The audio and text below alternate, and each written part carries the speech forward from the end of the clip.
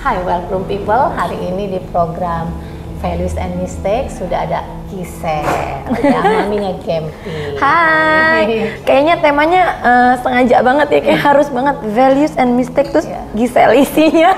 Dalam. Takut banget loh. Tapi justru orang bilang Gisel, belajar dari value hidup orang itu memang bagus, tetapi lebih bagus lagi itu belajar dari kesalahan orang. Iya, itu bener banget, langsung merinding. Jadi hari ini kita mau dengar 3 prinsip hidup Gisel.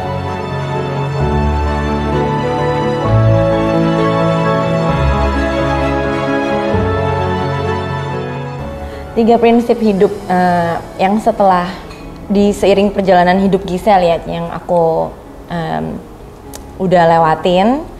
Kalau yang satu ini emang dari dulu aku selalu pengen banget untuk bisa selalu generous sama orang, murah hati. Itu kayaknya dari dulu deh, walaupun dari kecil Gisel bukan yang berkelebihan gitu keluarganya, tapi memang selalu dari hati tuh emang selalu suka untuk bantu orang, suka untuk bisa berguna gitu. Sampai kadang-kadang kalau orang-orang bilang, kamu tuh dimanfaatin gitu. Tapi aku merasa ya selama memang kita masih bisa jadi manfaat, why not? Ya kecuali kita kan pasti punya batas, kita tahu lah kalau di saat orang itu sudah melebihi batas, sudah nggak nyaman lagi buat kita, sudah nggak baik lagi jatuhnya gitu ya, kita juga pasti tahu bagaimana untuk ngambil jarak gitu. Lebih berhikmat lah untuk membantu orang tuh bukan berarti harus say yes ke semuanya, tapi benar-benar bisa lihat mana yang memang perlu kemurahan hati kita gitu. Sama aku paling bete kalau orang ngomongnya murah hati tapi kayak sebenarnya pengen semua orang tahu gitu, kayak untuk ada sesuatu yang dia perlu perlu buat dirinya sendiri juga kan, kayak jadinya kayak sebenarnya mau bantu atau lo mau buat diri lo sendiri sih gitu kan. Tapi kalau itu membantu orang digunakan, memang kita harus tahu batasannya tuh. Stop. Tapi saya juga mau bilang, kalau saya kan percaya hukum tabur tuai dan karma. Apapun kebaikan yang sudah keluar, pasti universe ini, alam ini akan membalas kebaikan kita dengan jalan lain. Yang itu pasti sih. Sama kayak kadang-kadang selalu kalau sama mama bentroknya, bukan mama nggak suka bantu orang, dia juga baik banget. Cuman kalau orang tua kan suka lebih ada kekhawatiran. Nanti kamu gimana? Kamu kerjanya gimana? Nanti bantu ini banyak sekali yang gini-gini. Kalau menurutku selalu kayak kita punya mangkok tuh kalau kita terusin ke orang pasti kan kita juga diisi terus juga, nggak akan dibiarin kering juga gitu. Kalau kita nggak kemana-mana juga pasti juga tumpah-tumpah juga gitu. Jadi kayak ya dengan generous itu kayak punya kebahagiaan tersendiri, bisa jadi manfaat buat orang lain. Yang kedua, dari dulu juga pengen bisa terus pertahanin untuk humble, untuk bisa rendah hati. Kalau itu simply karena aku ngerasain sendiri yang namanya perjalanan hidupku itu semuanya yang sampai sekarang aku achieve, pekerjaan-pekerjaan yang aku punya, tawaran-tawaran semua yang ada itu bukan karena aku hebat banget, bukan karena aku spesial banget, jago banget gitu. Ya mungkin ada beberapa emang yang karena kita belajar, kita punya ilmu dan segala macam, betul. Tapi aku merasa semua yang diletakkan di hidupku sekarang itu murni cuman berkat kasih karunia dari Tuhan aja. Kemurahan Tuhan. Iya, kemurahan Tuhan. Jadi apa yang mau disombongin dari seorang kita yang sebenarnya semuanya kan cuman Tuhan yang kasih.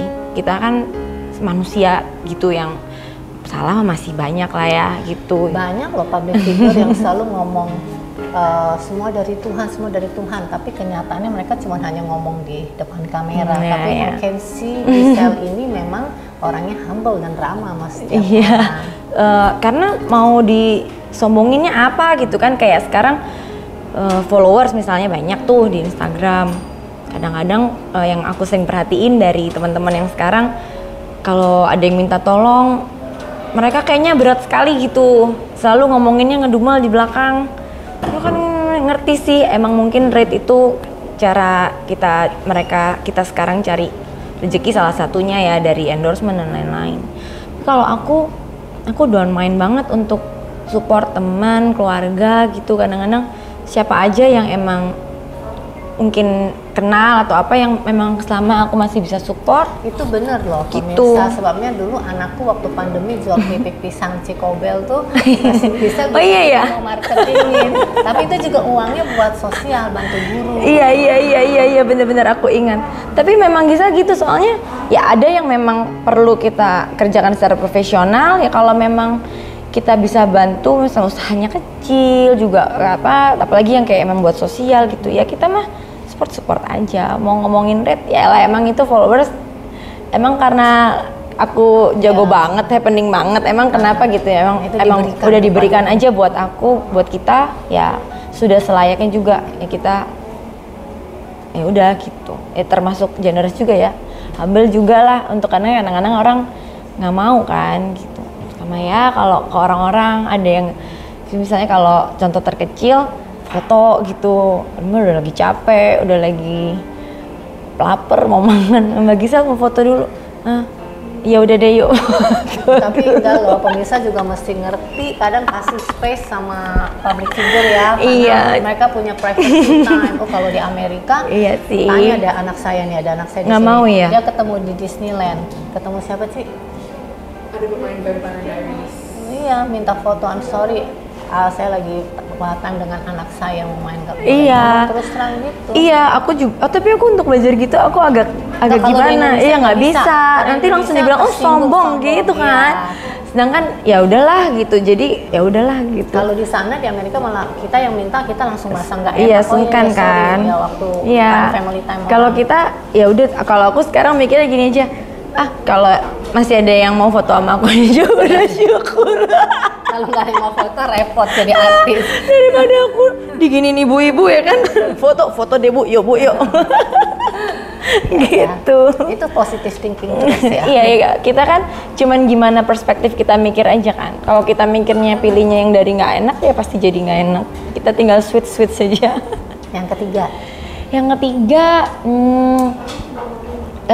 belajar buat terus jadi lebih baik, jadi pribadi yang lebih baik, yang terus mau berkembang.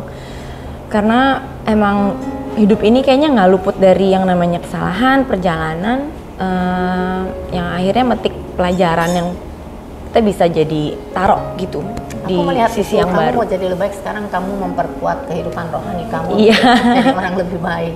Iya, habis kalau kita manusia kayaknya kemana lagi pegangannya, balik-baliknya kalau nggak ke Tuhan lagi gitu. Itu aku belajar banget, karena aku yang dulu itu kenapa bisa kelihatan hidupnya kayak gini-gini banget, kalau orang-orang mungkin lihat, memang jujur li kalau kata anak zaman sekarang.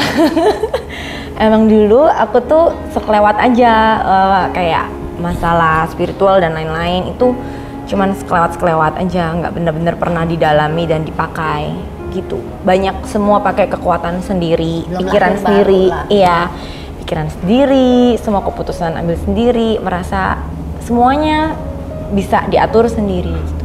Yang aku baru belajar bahwa ternyata memang bener ada satu pribadi yang kita mesti bangun hubungan itu supaya kita punya rasa bisa belajar lebih baik lah dari situ semuanya. Sekarang ngomong belajar dari kesalahan, ceritain dong 3 kesalahan Gisel. Oh banyak, kalau kesalahan dihitung 3 nggak 10 jari. Yang lain-lainnya aja ya, garis besarnya aja ya.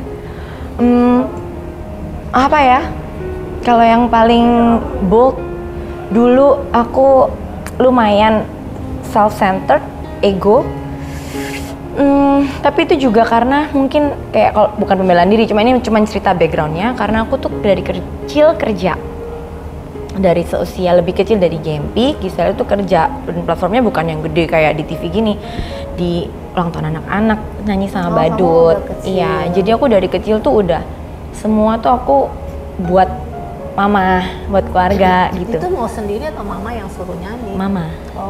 Aku emang ada bakat, tapi waktu itu memang kondisi keluarga kami membuat aku harus ambil itu gitu supaya bisa survive. Iya, karena kurang baik lah gitu. Nah, jadi mungkin ya itulah ya cara emang pikiranku dibuat berpikir itu.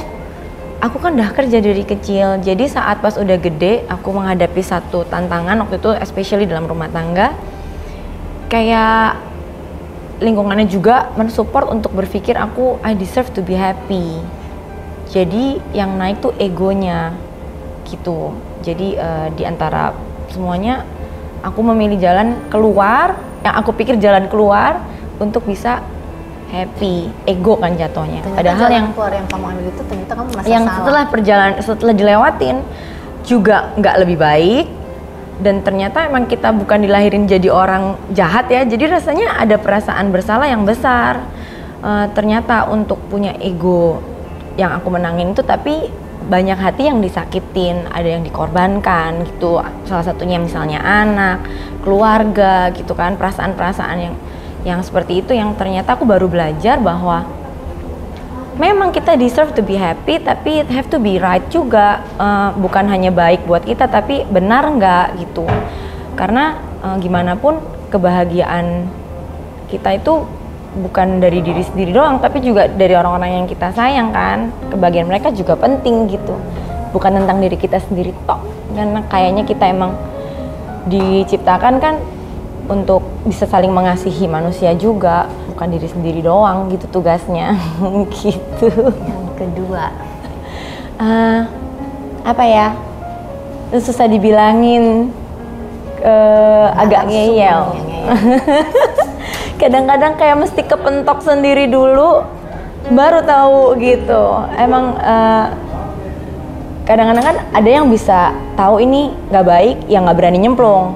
Kalau aku udah tahu kayaknya, tapi kayaknya bisa deh, coba dulu, tawar menawar baru deh. Iya, bener, agak banyak tawar menawar. Harusnya kalau dibilangin sama orang yang sudah experience dan harusnya kan denger ya. Tapi memang kebetulan di jalan hidup Giselle untuk hal yang gede-gedenya itu aku memang nggak diizinkan, nggak ada yang ngasih tahu gitu. Diizinkan untuk belajar sendiri. Nggak ada yang mentor. Iya, nggak ada yang mentorin waktu itu.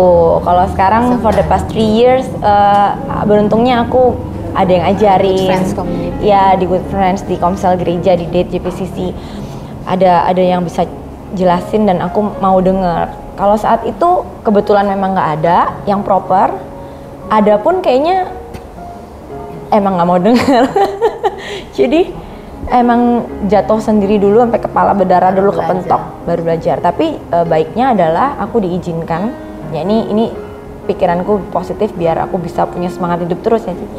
Aku merasa aku diizinkan untuk mengalami hal-hal itu semua, untuk bisa jadi contoh juga, bisa share pengalamanku juga. Mungkin bisa nge-mentorin orang-orang yang perlu gitu, yang bisa belajar dari perjalananku. Segala sesuatu yang buruk bisa Tuhan pakai untuk kebaikan. Iya sih. Kalau di dalam itu Tuhan selalu gitu. Aku pegang terus biar semangat terus. Makanya kayak biar kisah hidupku ini nggak sia-sia. Aku mau pakai buat bisa bantuin teman-teman juga yang perlu. Yang terakhir, kesalahan apa? Yang terakhir, impulsif. Kalau mikir nggak pernah mikir apa-apa dikerjain, tek eksekusi, tek kerjain gitu. Jadi agak kurang perhitungan, nggak dipikirin lagi apa konsekuensinya, bakal bisa jadi apa gitu. Kurang dipikirin, apalagi aku ya udah jadi public figure waktu itu, mestinya kan jauh lebih berpikir lagi ya. Cuman emang dasar sifat aslinya spontan banget ya, itu sih salah banget. Kayaknya. Tapi kalau soal hal-hal impulsif itu sampai sekarang masih belajar untuk hal-hal yang lain-lain ya. Banyak yang keputusan hari-hari yang aku mesti ambil jeda dulu. Wah, ini nggak bisa langsung step back dulu, mikir, lihat dari gambar yang lebih besar, lebih zoom out. Kadang-kadang kan kita kalau di depan satu perkara udah zoom in banget tuh, pikiran udah nggak jelas, kadang keputusannya nggak jelas.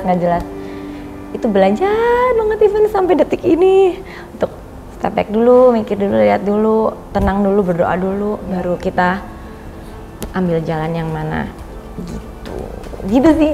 Oke, belum people, itulah value dan mistake-nya Giselle, semoga bermanfaat. Indonesia, ayo grooming.